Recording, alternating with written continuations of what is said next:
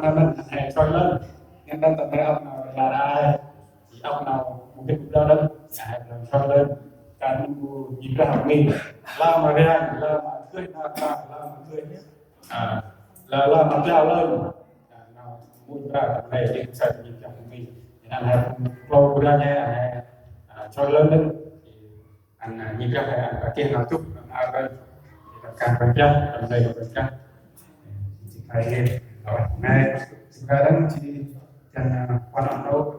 Sabrina di jam dan bisa lihat.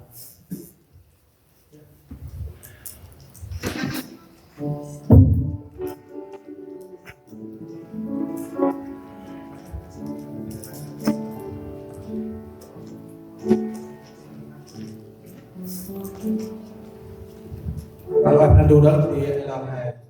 alat thì kalau giờ là bạn được đang mua mà mình đi đi về ngoài về ngoài akan ngin perintah kon supinya dan lebih kita dah lepas kalau soal minam air dah long harap dan ke tak mai di perintah ramai kalauรุ่นเดิมคนใช้ที่มีได้คนเห็นค่าและดำเนินเห็นปล่อยจากกันมาเรื่องuntukการดูเลยเราทำให้วิ่งมาเอาปะนำเห็นปะโดยสุสานต้องดำเนินการตอบแทนนะครับการทำมุ่งหน้าคุริเป็นนาตับปั้นอันที่ต้องโดยสุสานหรือบุญอันชอบดำเนินการนำกับการดำเนินการให้เราก่อนอยากได้ปรับเปลี่ยนทางสองเดือนวิสามจังการไป20 ปี